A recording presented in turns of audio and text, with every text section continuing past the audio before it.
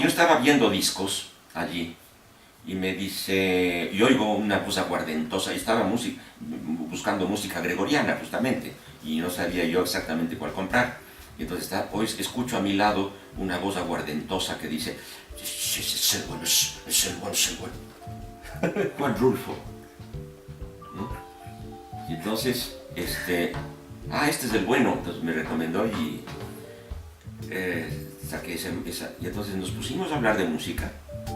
Me invitó a tomar un café arriba, en el café de la tienda. Y yo tuve el buen tino de nunca hablar de literatura, y menos de su literatura, porque era algo que le dolía mucho.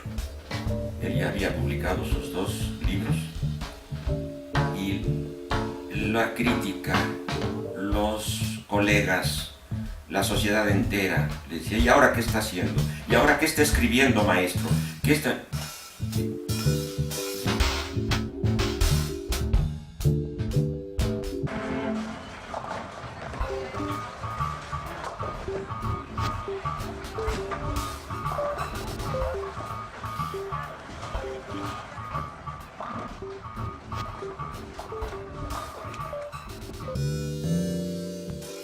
Bueno, estamos aquí con el profesor Vladimiro, que es escritor, crítico literario, crítico de música, a veces crítico de cine, ha hecho algunas obras de teatro, entre otras cosas, pero yo creo que su principal habilidad es escribir.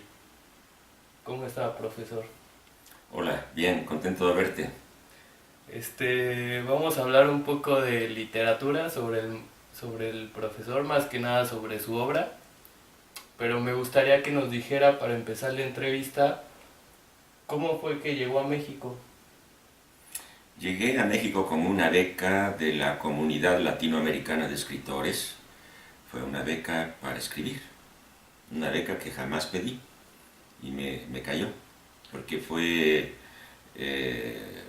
el país fue sorteado, digamos, fue Ecuador, pero el representante en Ecuador me designó a mí como becario y vine con el compromiso de escribir un libro y regresarme.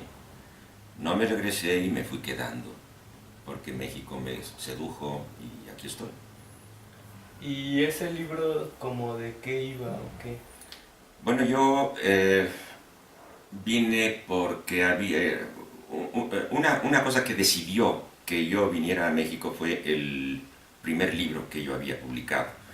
Un libro juvenil, realmente un libro demasiado prematuro, que se llama El Demiurgo, era un libro de cuentos. Pero a ese libro le tengo mucha gratitud porque ese libro me trajo a México. Y entonces el compromiso era escribir pues, un libro cualquiera y yo había trabajado cuento. Entonces escribí mi segundo libro de cuentos que se llamaba Historia del Cuento Desconocido. Y salió en una colección publicada por por la misma Comunidad Latinoamericana de Escritores, y ahí se agotó. Entonces pues, hizo honor al nombre ese libro, sobre todo en Ecuador, porque nadie lo conoce. Historia del Cuento Desconocido. Ok, y después de ese libro sigue el de Visita Íntima. No, no, después vino una serie de libros. Vino Vivir del Cuento, que tiene algunos cuentos que he descartado, he desechado, ¿no? Por ejemplo, hay uno que se llama Lepidóptera, hay otro que se llama Los Bienes. Pero Los Bienes fue otro libro, otro libro de cuentos, que por cierto fue finalista en el concurso de cuento de Mazatlán, ¿se llama? No, de Colima, Ah, ok. de Colima. Entonces el concurso de cuento de Colima salió finalista ese libro, por cierto. Era un concurso, vamos, yo no participé en el concurso, sino la editora.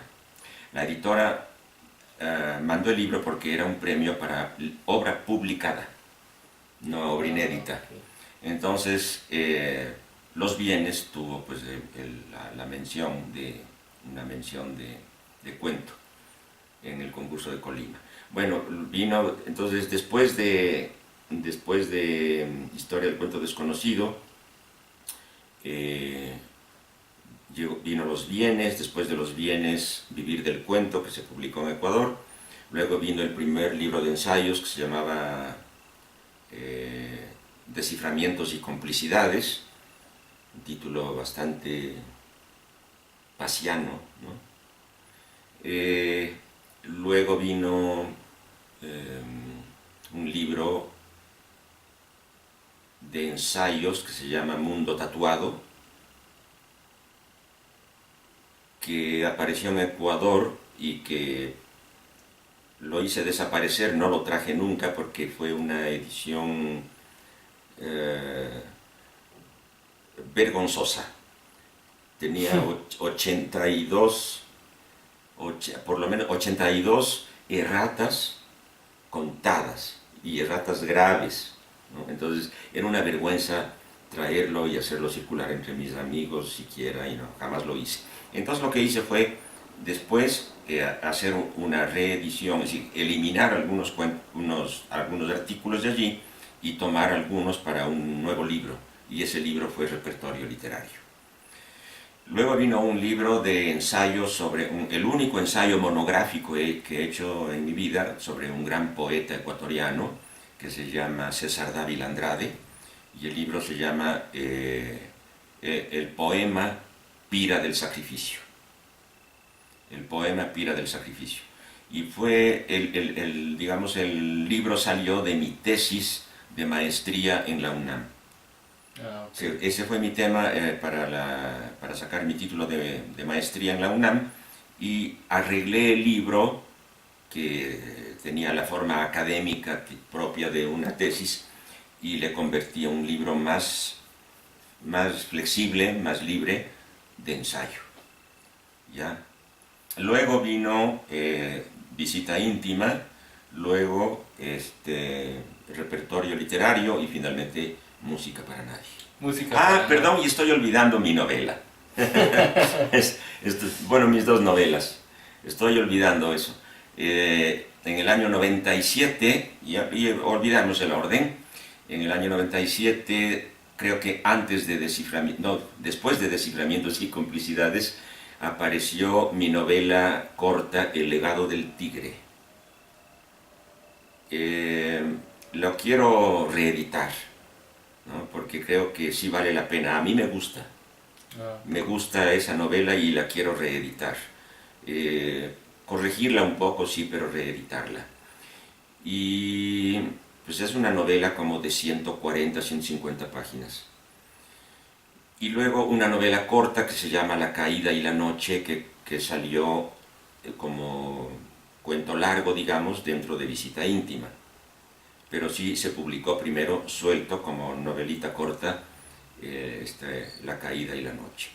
Y ya después le corregí y salió dentro de Visita Íntima.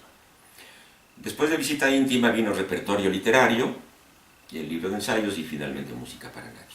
Es decir, total 12 libros. Ok. Bueno, hablemos de su último libro, Música para Nadie. Okay. Aquí lo está. Lo pueden encontrar solo en Ecuador. Ese libro se está editando aquí en México. Bueno. Ya va a salir la edición mexicana. Lo pueden conseguir también en México, pero en un tiempo. Bueno, Música para Nadie.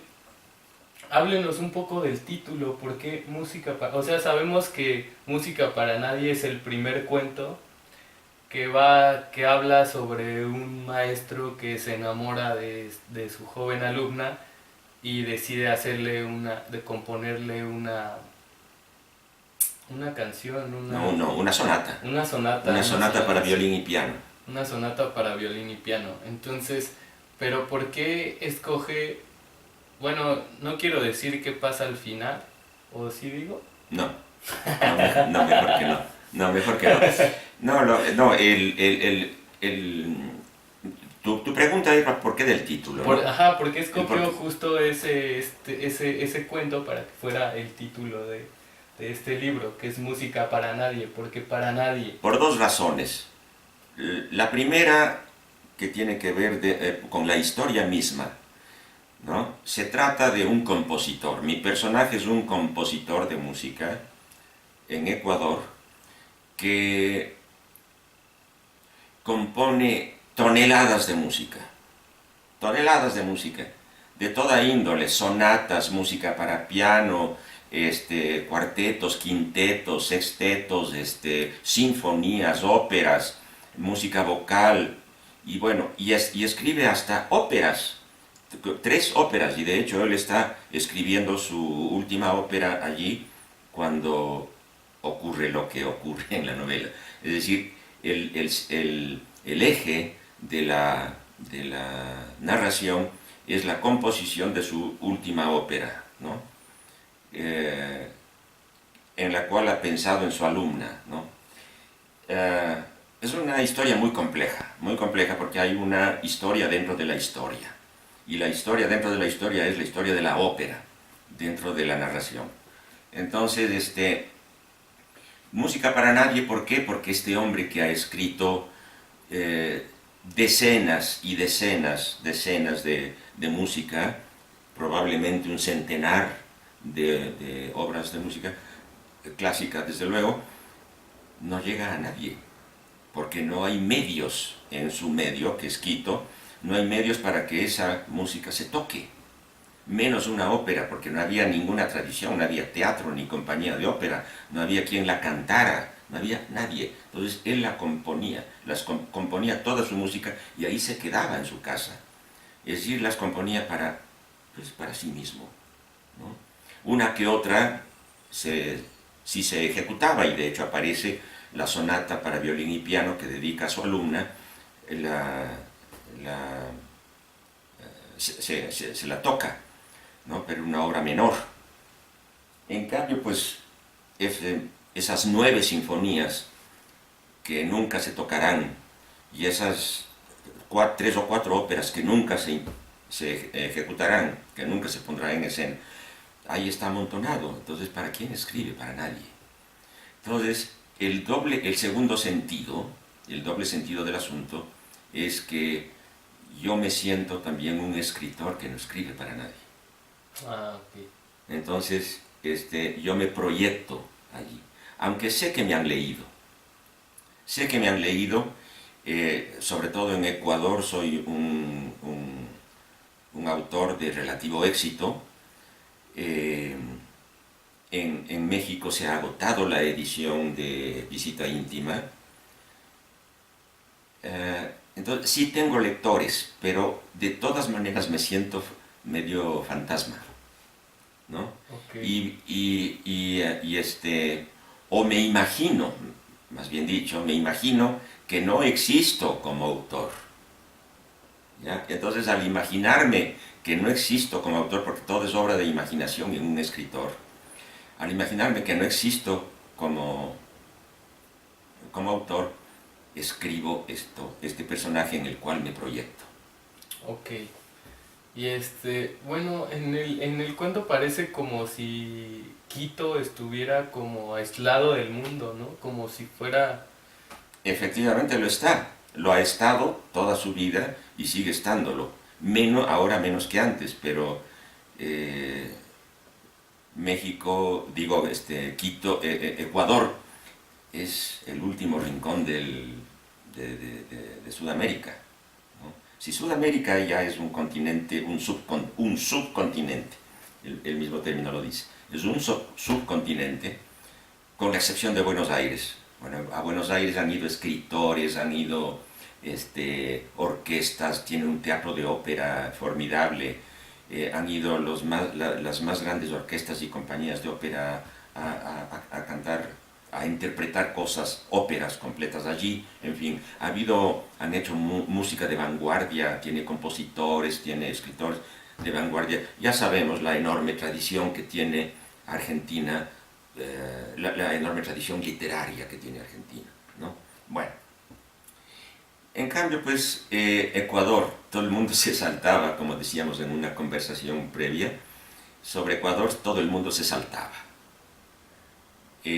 Por el norte está Colombia con su capital Bogotá, y al sur Perú con su capital Lima. Y los escritores y los intérpretes de música y los de las grandes orquestas y todos iban a Lima, se saltaban a Ecuador y daban el salto a Bogotá. Y viceversa, los que venían desde el norte de Bogotá a Lima y ya de Lima a Santiago, Buenos Aires. Pero Ecuador no existía. Ok. Entonces de ahí el aislamiento. Es Cultural, digamos, un ¿no? aislamiento cultural y político y de toda índole, ¿no? Ahora pinta más políticamente, ¿no? Sí. Es Correa, ¿no? Sí. Bueno, este, ¿qué papel juega la música en toda su literatura? Porque he visto que particularmente en este libro hay muchísima música, ¿no? Hay muchos cuentos que hablan sobre la música. Así es. Bueno, Mozart, sí, Beethoven, la música clásica sobre la música todo, ¿no? clásica, sí, claro. Hay un cuento que se llama Mozart K15, Mozart Kegel 15, que como dijo bueno, que trata sobre un niño que conoce el primer amor, que conoce el amor o vive su primer amor al compás de los primeros minuetos de Mozart. Bueno, no cuento la historia, es el tema. Y algún crítico mexicano dijo un elogio que me gustó mucho. Dijo que el cuento todo tenía la gracia de un minueto. ¿Sí? El compás del tres cuartos. Pa, pa, un, dos, tres, un, dos, tres, un, dos. ¿No? Tiene la gracia de un minueto. Y que me gustó lo que dijo porque luego contemplé el cuento, recordé el cuento y dijo, sí, tiene esa chispa, esa gracia, ese ritmo, ¿no?, del minueto. El papel de la música es fundamental. Yo he hecho esfuerzos siempre por asociar de alguna manera, relacionar la experiencia literaria con la experiencia musical, la literatura con la música. Entonces he tratado de dar a mis cuentos, a toda mi literatura, incluso a mis ensayos una forma musical. ¿Cómo lo logro? ¿Cómo hago? ¿Cómo le hago? Bueno, en el caso, por ejemplo, de un cuento que se llama María Angelina, ella, hay tres personajes, María Angelina, él y ella, que se corresponden con los tres temas de la forma sonata. La forma sonata tiene una exposición, un desarrollo y un desenlace, ¿no? Y entonces esos tres temas, el tema 1 se va engarzando con los otros temas y se va formando se va constituyendo pues la forma musical de la sonata, ¿no? Y entonces algo de eso hay en este cuento. Hay otro cuento, pues, digamos, Los Pasos Invisibles, sobre un individuo que escribe solitario, no importa dónde, pero él vive solitario en una habitación y escucha los pasos del vecino arriba y en su soledad va estableciendo una relación simbiótica con el de arriba. No hay más que pasos en todo el cuento. No hay más que pasos. Entonces, todo eso, ¿qué significa? Que es un cuento percusivo, ¿no? Es un cuento percusivo. Los pasos son el personaje del cuento y entonces las percusiones, ese es el sonido de la música del cuento. Entonces es un cuento percusivo, ¿no? Como si escucháramos una sonata o una obra musical cualquiera, ¿no?, exclusivamente para percusiones. Bueno, música para nadie, ¿qué tiene de musical? Pues desde el tema, el compositor, la obra que construye, que es una ópera, esa ópera misma es un personaje, porque es un cuento dentro del cuento y así. Y Si uno lee atentamente mis cuentos va a ver que en todos hay resonancias musicales. Incluso en mis ensayos, alguien, un joven lector, me dijo, y es uno de los elogios mejores que he recibido, un joven lector me dijo, su prosa, leí repertorio literario, me dijo, es un libro de ensayos, y como todo ensayo, pues es más bien, tiene el género es reflexivo, se trata de exponer ideas. Sin embargo, dijo, yo sentía la música de su prosa en los ensayos. Nunca nadie me había dicho eso, ¿no? Me daba ganas de besarlo, el muchacho. Pero es que eso es un poco lo que yo buscaba. Es que eso es un poco lo que yo buscaba, porque es una prosa muy... Yo castigo y pulo, limpio mucho mi prosa, ¿no? Castigo y corrijo muchísimo la prosa que yo escribo. Y entonces trato de que sea lo más musical, lo más fluida, no solamente fluida, sino musical, siguiendo el ejemplo de Alfonso Reyes, que siempre lo tengo en la cabeza. Se pueden decir, Vladimiro, acuérdate de Alfonso Reyes. Alfonso Reyes, ¿qué dijo? Se pueden decir las cosas más difíciles con sencillez. Correcto. Bueno, ahora que estamos en eso, háblenos de su proceso creativo, que ya casi que lo está contestando ahorita, ¿no? ¿O no? Bueno, sí. En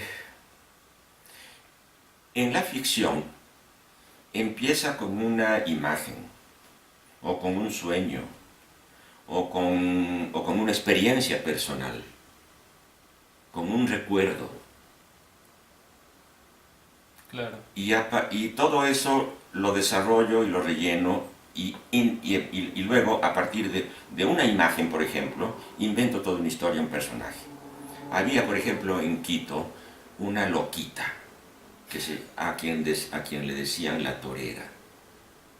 La torera, que salía a la calle, era creo que sirvienta o había sido sirvienta de alguna casa, de algún potentado, y ya no servía más en la casa, pero salía a la calle luciendo vestidos que le habían regalado en diversas casas y sombreros antiguos y todo. Pues yo la vi en los años, este personaje, yo debo haberla visto por los años 60, ¿no? Por los años 60, 1960, pero ella lucía ropas de los años 20, 30, de la época del Charleston, 1920-30, y lucía unos sombreros con flores, unos sombreros floreados y tal. Entonces era la torera. Algunos se burlaban, algunos niños sobre todo, se burlaban de ella al verla pasar. Y yo la vi y debo haberla visto 3 o 4 veces en mi vida. Inventé un personaje a partir de ahí. No me importó quién era, no me importó su historia personal. Aunque ahora sí me interesaría mucho. Pero a partir de su imagen inventé un personaje que es María Angelina. Oh, ya. María Angelina. Una vez, cuando yo vivía en otro departamento, oí los pasos del vecino arriba, nada más oírlos, y dije, este es mi cuento, ya tengo el cuento, y lo escribí. Oh, ya, o sea, se le van ocurriendo las ideas conforme la vida, digamos. Así es, así es. Claro. Otras veces he soñado y he tenido sueños, y a partir del sueño viene el cuento, ¿no? Hay cuentos que parten de un sueño. Y muchas veces ese sueño es el eje de toda la historia, ¿no? Música para nadie sale de un personaje, de un músico, un compositor ecuatoriano. ¿Quién? Ese compositor se llama Luis Humberto Salgado, que ya tiene su prestigio, su nombradía, pero cuando hablé con un amigo mío igualmente melómano, allá en Quito, y me contó la historia de él, de este hombre que había escrito chorrocientas obras, decenas y decenas y decenas de obras, casi 100, y allí estaban, nadie las había interpretado. Híjole, yo digo, aquí está mi historia, aquí está mi personaje. Y entonces empecé a escribir. En este sentido, ¿usted cree que el arte, hay una frase que dice, creo que bien está en latín, pero traducida al inglés sería, The life is short, the art so long. De vita brevis, art so longa, creo. De vita brevis lunga artis. Lunga artis. Sí. De vita brevi, lunga artis. Lunga artis, sí. O sea, digamos que a veces el arte es traicionero, se tiene que morir uno para que lean sus libros, o que escuchen su música, o así ha pasado, claro, ¿no? Claro, en la historia del arte. Sí, sí, que en sus escritores, o escritores o pintores o músicos que en su vida no fueron nadie, pues, o sea, no tuvieron una vida pública notoria, no tuvieron probablemente ninguna vida pública. Y después, una vez muertos, pues son reivindicados, ¿no? Abundan los casos en la historia del arte, ¿no? Y en todas las artes. Porque pues nadie es profeta de su época ni de su tierra, ¿no? Nadie es profeta en su tierra ni en su tiempo. Claro. Ahora, ¿qué tan importante es la familia? En sus cuentos veo que hay mucha familia, ¿no? El padre, sobre todo, en varios de los cuentos, la figura del padre y Bueno, del sí, hijo, sí, ¿no? sí, está en La caída y la noche, ¿no? En La caída y la noche, está en El cuarto del viudo. El cuarto del viudo. En El cuarto del viudo, sí, hay algunos otros. En la pátrida. No, En la pátrida. no, en La pátrida no. ¿No? No, en La pátrida es la historia de un hombre, la historia de un... Entonces, ¿cuál? Es una historia de desamor. Es una historia de desamor. Ah, sí, cierto. Sí, es una historia de desamor. Pero la figura del padre aparece en 3 textos muy importantes míos. En la novela El legado del tigre. Toda la novela gira en torno a la figura del padre. Toda. El legado del tigre. Está en La caída y la noche. O sea, son mis 2 textos más largos. Una novela y una novela corta. Y está en otro cuento relativamente largo también, que es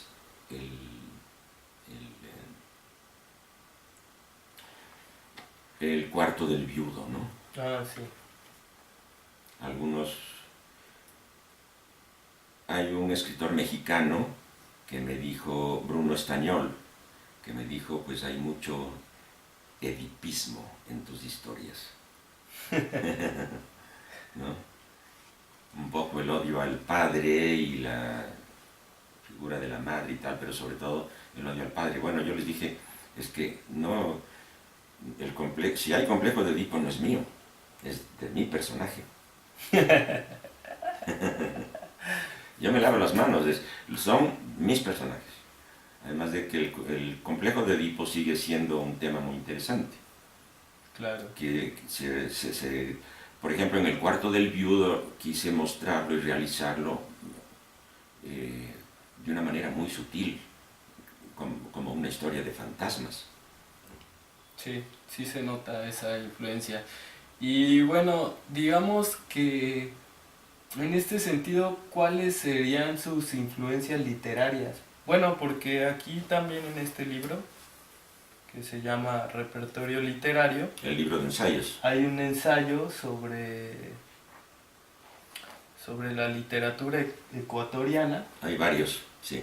En ese sentido, me gustaría preguntarle si existe una escisión del, digamos, lo llama el nacionalismo, el criollismo, que es muy común en América Latina, ¿no? Ya. Esa pregunta me gusta. Esa pregunta me gusta. Como si las demás no me gustaran, ¿verdad? Esa pregunta me gusta porque me gusta contar mi experiencia literaria. Yo nací en Ecuador. Ecuador, la tradición literaria de Ecuador era realista, incluso del realismo socialista. Había mucho de eso, realismo socialista. Literatura indigenista, ¿no? Jorge Icaza con su novela Huasipungo y toda su literatura, porque no, Jorge Icaza es conocido universalmente, exclusivamente por su novela Huasipungo, pero que es junto con El mundo es ancho y ajeno y Los ríos profundos de Arguedas y los de abajo de Azuela y Don Segundo Sombra de Guiraldes y otros más, como como es esta de José Eustacio Rivera, La Vorágine, ¿no? Los grandes exponentes del criollismo, del realismo latinoamericano. Entonces, en mi época, por los años 60, 1960 y tal, todo el mundo se nutrió de la literatura nacional, que era una literatura indigenista, realista y tal. Pero es aquí que yo tuve una experiencia totalmente diferente. Yo, por azares del destino, o el destino mismo me dictó, ya no es un azar, sino el destino, conocí primero a Borges. Y lo conocí de una manera borgiana, y me gusta contar esa historia. Mi familia se mudó de La Tacunga, el pequeño pueblo, la pequeña capital de provincia, donde vivimos, ¿no?, de niños. Yo tendría como 12 o 13 años cuando nos mudamos a Quito, la capital. Yo había nacido en La Tacunga, pasamos a vivir en Quito por nuestra educación. Y ya en la nueva casa de Quito yo me dediqué a colocar en su lugar. Ya desde entonces se vio mi afición por las bibliotecas. Yo dije, yo quiero colocar los libros en su lugar. Entonces, los libros de la biblioteca de mi padre. Entonces, mi padre era seguramente la única persona en todo el Ecuador que estaba suscrita a la revista Sur de Buenos Aires. La revista que fundó y dirigió Victoria Ocampo durante años y años, y en la cual escribieron Borges y Bioy Casares y Eduardo Mallea y Ernesto Sábato y Héctor Amurena, entre los escritores argentinos. Y de fuera, pues todo el mundo, hasta Albert Camus escribió ahí, ¿no? Albert Camus y Lorenz, ¿no? Porque Victoria Ocampo tuvo contactos con toda la cultura occidental. Hasta Rabindranath Tagore escribió ahí, ¿no? Y bueno, entonces, Jules Supervielle, Henri Michaud, estoy recordándolos, y voy colocando cronológicamente la revista en el estante, y una tarde, pues ya cerca de la noche, a las 6 de la tarde, al atardecer, me topo con un cuento con un título sorprendente: La muerte y la brújula. La muerte y la brújula. No supe entonces quién lo escribía, porque la costumbre de la revista Sur era exponer el nombre del autor al final del texto y no al principio. Tú verás y consulta cualquier revista, cualquier número de Sur, y vas a encontrar el nombre del autor al final. Entonces decía La muerte y la brújula. ¿Quién será? Y yo ni quise saber quién era. Pero me llamó la atención el título, ¿no? La muerte y la brújula. ¡Qué maravilla! Me pongo a leer, ¿no? Y encuentro una novela fascinante, no, un cuento, una historia fascinante, una historia policial entre policíaca, metafísica y teológica, con 4 crímenes seriales. Alguien había asesinado en una ciudad más, en una ciudad más irreal que real, ¿no? A 4 representantes, a 4 figuras del sionismo religioso, ¿no? 4 jerarcas de la religión hebrea. Y entonces los crímenes ocurren en 4 puntos distintos de esta ciudad y van formando una especie de rombo. Entonces todo el cuento tiene una forma de rombo. Y en cada lugar del crimen aparece con la sangre de la víctima, aparece escrito: la primera letra del nombre ha sido articulada. Primer crimen. Segundo crimen, la segunda letra del nombre ha sido articulada. Tercer crimen, la tercera letra del nombre ha sido articulada.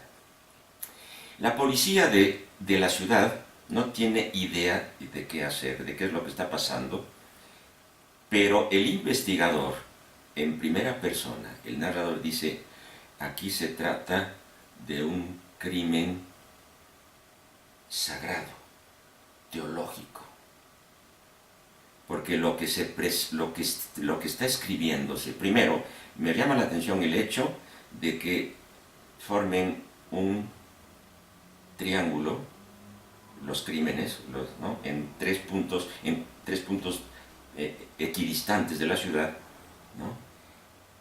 Y entonces dices: aquí se va a cometer el cuarto. Entonces me voy a ir al lugar donde va a cometerse el cuarto. Y esos 4 lugares simbolizan los 4 nombres del impronunciable nombre de Dios, del tetragramatón de los judíos, de los hebreos. Entonces dice: voy a dar una interpretación hebraica de los asesinatos. Entonces allá voy, y efectivamente va al cuarto lugar y se encuentra con el asesino, y no digo qué pasa. Entonces yo iba leyendo esa cosa, entré en una especie de vértigo. ¿Pero cuántos años tenía? 13 años. ¿Y a poco ya hacía esos análisis tan profundos? Eso los hace Borges, no yo. Ya. Y entonces yo me quedé extasiado. Era un abismo aquello, y se me va la luz. Y entonces subí la persiana, abrí las cortinas, me subí en una silla, y con los últimos rayos del sol, por eso digo, conocí a Borges de una manera borgiana. Borges era ciego. Entonces, con los últimos rayos del sol, alcanzo a leer el final del cuento. La última letra del nombre ha sido articulada. Yo recuerdo que se me cayó de las manos, de emoción, la revista, firmada por un tal Jorge Luis Borges. Se me cayó de las manos de la emoción. ¿Qué es esto? Bueno, ¿qué es esto? Y entonces me puse a buscar todo lo que del tal Borges había en la revista. Y leí todo, es decir, artículos, cuentos, notas sobre cine, poemas. Yo me quedé deslumbrado. Entonces, dije: qué tradición ecuatoriana, ni qué nada. Yo conocí a Borges a los 13 años y dije: esto es, por ahí va todo.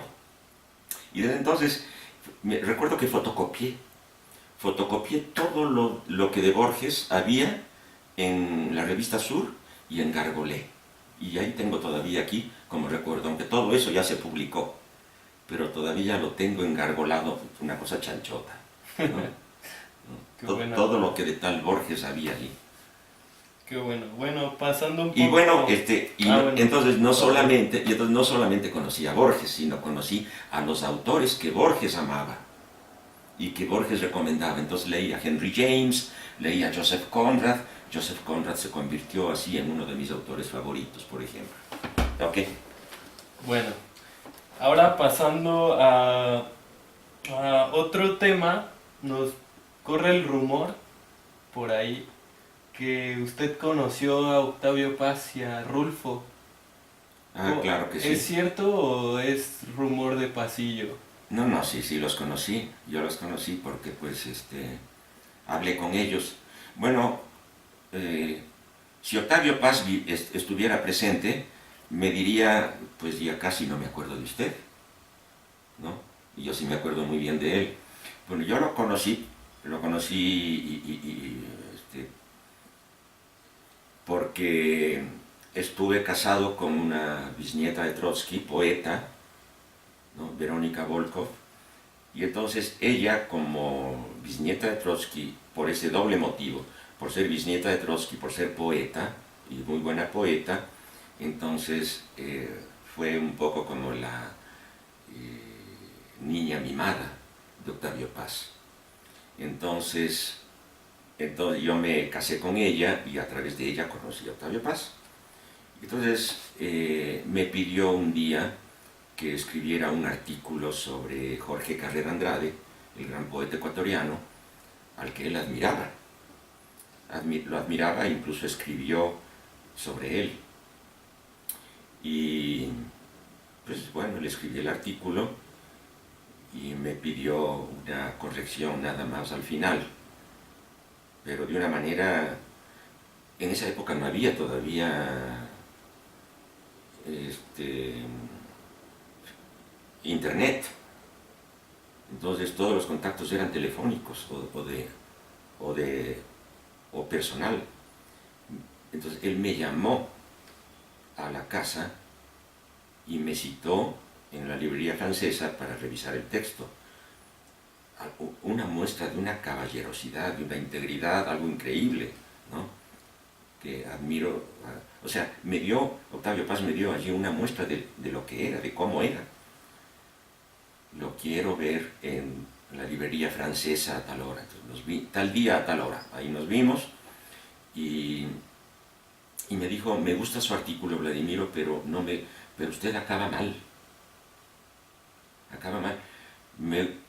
¿No le parece, Vladimiro, que al final, porque yo hacía una comparación entre la poesía de Carlos Pellicer y la de Carrera Andrade, que eran muy semejantes, tenían mucho en común? ¿Carlos Pellicer? De Carlos Pellicer.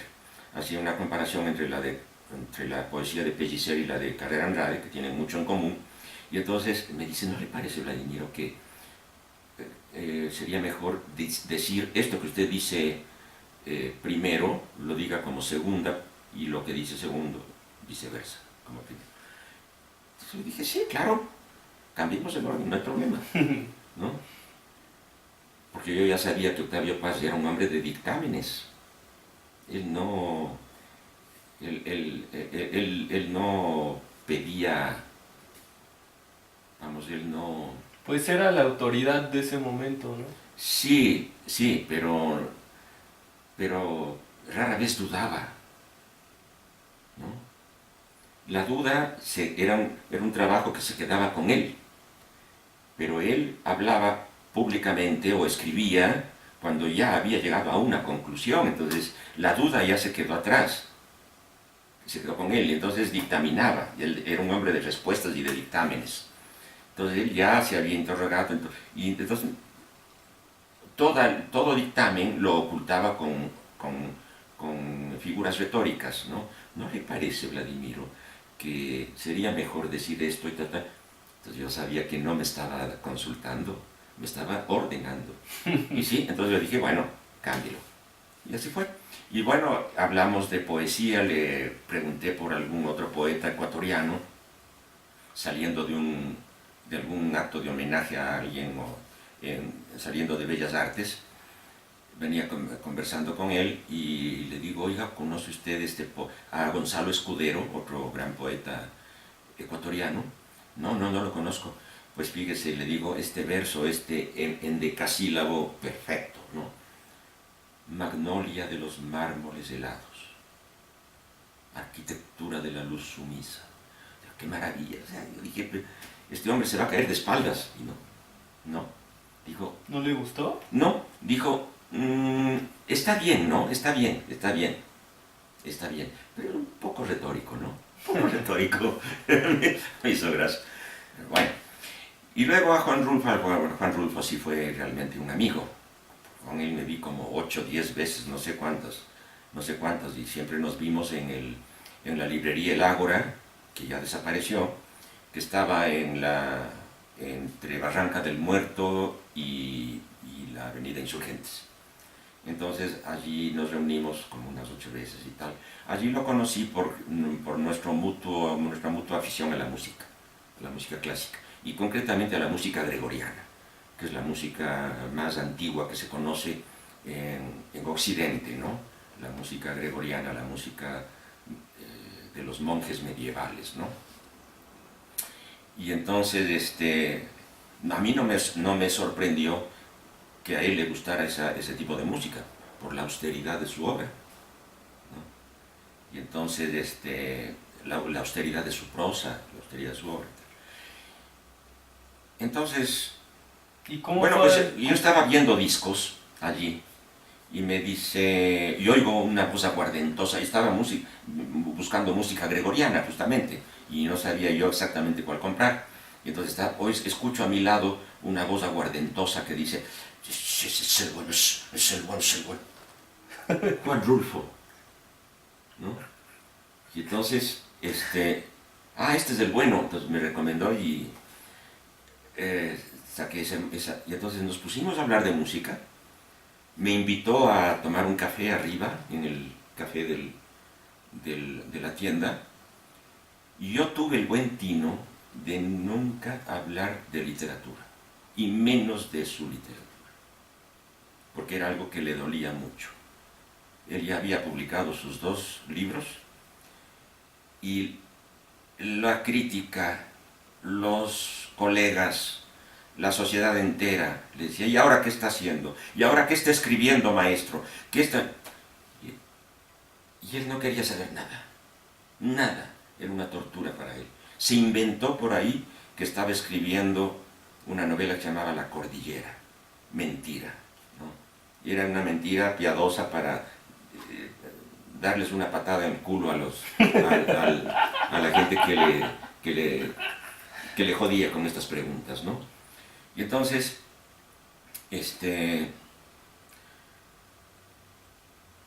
me lo metí en el bolsillo hablándole de música. De música. Hablamos de música durante días y días. Bueno, nos vemos.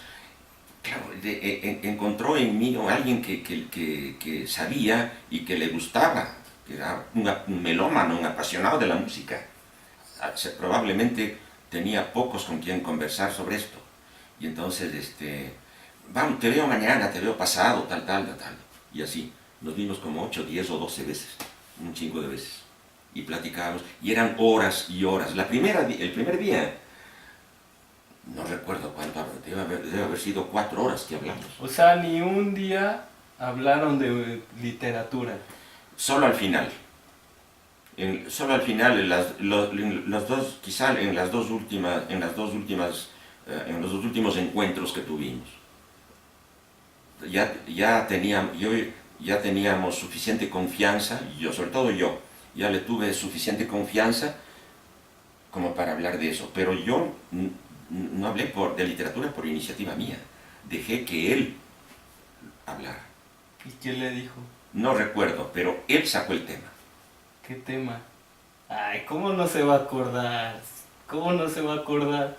No recuerdo porque el tema de la música era tan dominante, tan dominante, que la literatura pasó a segundo plano.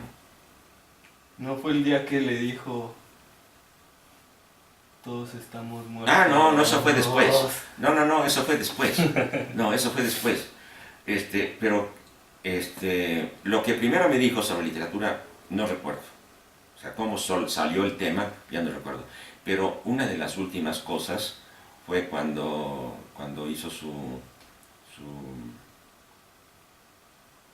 cuando yo le hablé de su pueblo, que es donde había nacido y tal, ¿no?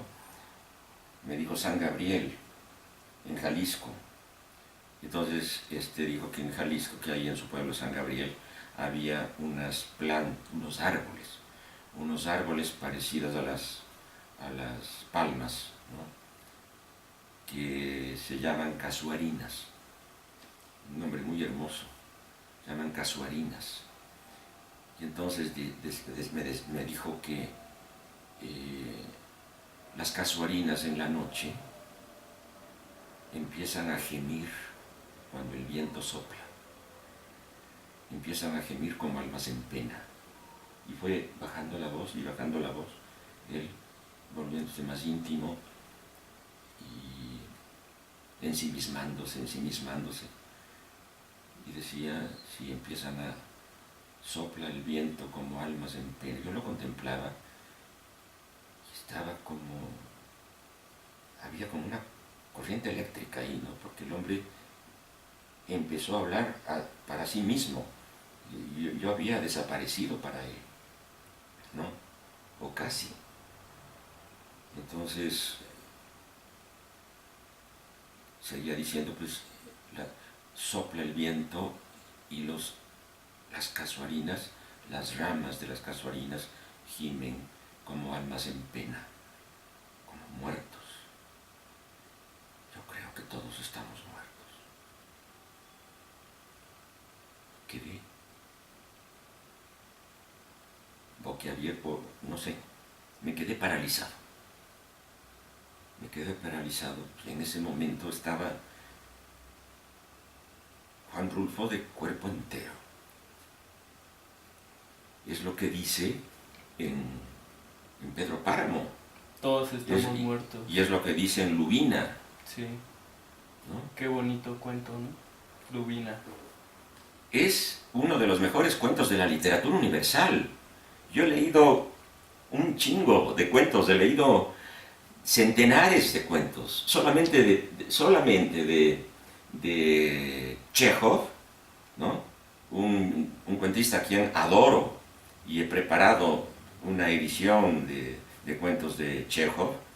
Solamente él ha escrito 250 cuentos y me he leído todos. Y así de Kipling y del Decamerón y de las Mil y una Noches y he leído todo. Y te puedo asegurar que Lubina está entre los 5 mejores cuentos que se han escrito. Qué chingón. Y en México, ¿no? De México Lubina, para el mundo. yo diría Lubina y Diles que no me maten. Ah, ese también está bueno. Diles que no me maten. No, Diles que no me maten, es una tragedia griega. Una tragedia griega en 5 páginas. Sí. Porque todo, hasta la concepción, todo está... Yo pensaba en la tragedia griega, diles que no me maten. ¿Recuerdas que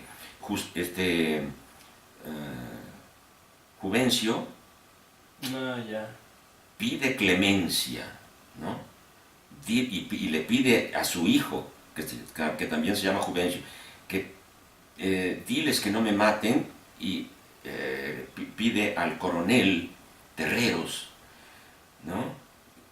Cuyas fuerzas lo han apresado, que no le maten. ¿Y por qué lo van a matar? Nos vamos enterando a través de los mensajes que el coronel Terreros pasa. Nunca le vemos la cara. No sabemos quién es el coronel Terreros. Como en la tragedia griega. Nunca lo vemos la cara. Está fuera de foro. Entonces viene el mensajero de los dioses a decir, a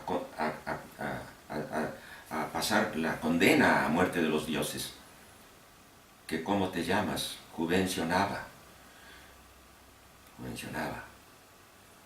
Que si conoció a Guadalupe Terreros, que si conociste a Guadalupe Terreros, que sí le conocí. que sí lo conoció. Dile que Guadalupe Terreros era mi padre, que Guadalupe Terreros era puta, qué chingo. Muy Una bueno. tragedia griega. Es la misma estructura de una tragedia griega en 5 páginas. Una maravilla. Maestro Rulfo, ¿no? Maestro Rulfo. Y bueno, ahorita que estamos hablando de Rulfo, de Octavio Paz, ¿cómo ve la literatura mexicana en el sentido de que existen estas mafias que controlan de alguna forma todo, ¿no? Uy. ¿Cómo es la literatura en México? Mafiosa, mafiosa, mafiosa. Hay muchos grupos cerrados, muy, muy cerrados, que no permiten la entrada de otros escritores, ¿no? Para nada. Ahorita, ¿cuál es la mafia? ¿Quién maneja la literatura en México? Bueno, ¿quiénes? Hay varios. Ahí está pues, está la mafia de la revista Letras Libres, heredera de la revista Vuelta, y Vuelta de Plural. O sea, Plural era una revista plural, la fundada por Octavio Paz. Uh-huh. Y yo recuerdo que allí entraban todo el mundo. Sí. Claro, todo el mundo. Estaban incluso los escritores de la onda, José Agustín. Había textos de José Agustín ahí. Había textos de Parménides García Saldaña allí. Había textos de Gustavo Sáenz allí. La onda. De los chavos de la onda. O sea, todo el mundo estaba allí. Y así como estaban también los exquisitos como Salvador Elizondo, ¿no? O como Salvador Elizondo, es decir, o José de la Colina, en fin, el mismo Octavio Paz. Y luego del golpe gubernamental contra Excelsior, tuvo que cerrarse Plural, ¿no? Y Octavio Paz fundó Vuelta.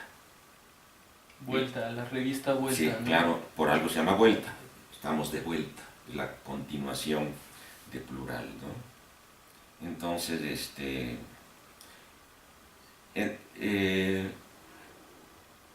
se volvió un poquito más estrecha, más cerrada. Ya no cabían allí ciertos escritores, ya no cabían los escritores de la onda, por ejemplo, ¿no? Y había otros escritores que ya no estaban, ya no entraban ahí.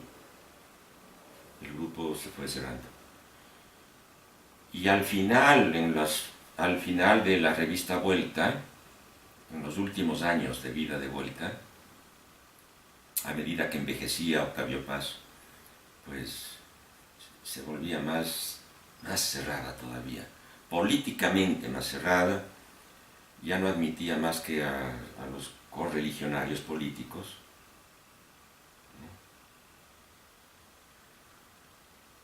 Hasta llegar al día de hoy. Y bueno, ya lo de hoy pues ahora la heredera de Vuelta es Letras Libres. Letras Libres, sí. Letras Libres que dirige Krause. Yo llegué a escribir en Letras Libres. Me publicaron un artículo que les gustó mucho sobre Juan Vicente Melo, que está publicado allí precisamente. Repertorio literario. El repertorio literario. Y hace poco me encontré con Enrique Krause, que me reconoció, me saludó, muy afectuoso, muy amable y tal. Es un caballero, es muy buena persona.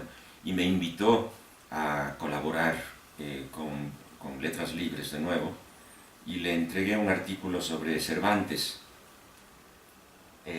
pero no me publicó porque dijo que no entraba dentro de la orientación que querían darle a los 400 años de Cervantes y de Shakespeare, ¿no? Porque querían hacer algo más en común, ¿no? La tradición shakespeariana y la tradición cervantina y tal, y yo no tocaba ese tema, ¿no? Yo tocaba un tema que no... Pero entonces yo entiendo Krause ya es viejo, ¿no? Ya es viejísimo. No, No está tan no, viejo. no, Enrique Pero, o sea, yo pensé que la mafia eran Jorge Volpi, bueno, No, Ignacio Padilla, que ya se no es murió. Jorge, no es Jorge Volpi, ¿no? No, no es una, Bueno, ¿eso no es Volpi. una mafia? Sí, pero no es Jorge. Es Volpi, ¿no? Bueno. Bueno, Volpi, Ignacio Padilla. Ah, bueno, sí, los del grupos del crack, ¿no? Forman grupos. Exacto, los del grupo del crack. Los del grupo del crack, claro. Eso es una mafia, un grupo. Pero esa es otra, ¿no? Sí, claro, claro. Pero eso es lo que está de moda, ¿no? No sé si esté de moda, pero es uno de los grupos. O la narconovela. Sí, los grupos, los de la narconovela. Hay grupos, la revista de la universidad con Ignacio Solares. Ah, Nacho Solares, cómo no. Sí, él dirige la revista y es... Pero él también ya es muy viejo, no, no, yo veo que es una revista muy endogámica, ¿no? Yo me encuentro Mónica Lavín sobre Rosa Beltrán, Rosa Beltrán sobre Mónica Lavín, Vicente Quirarte sobre, no sé, no sé, sobre Jorge Ruiz Dueñas, sobre Quirarte, y así, ¿no? Sí. Bueno, pues... Aline Patterson sobre, qué sé yo, Sara Sefcovic sobre Aline Patterson, y así. Puros amiguitos. Hay mucho de eso, hay mucho de eso. Va, pues un gusto platicar aquí con el escritor Un gusto saludarlos. Vladimiro Rivas. Un gusto saludarlos. Iturralde. Un escritor que es independiente y no está en ninguna mafia. Les presento sus 2 libros que pueden adquirir. Más bien lo podrán adquirir y apenas... No, lo pueden comprar en las librerías de la UAM, ¿no? Permíteme mostrarles, tengo que desaparecer de la cámara un instante. No, no se puede desaparecer. Regreso enseguida. Regreso enseguida. Vale la pena.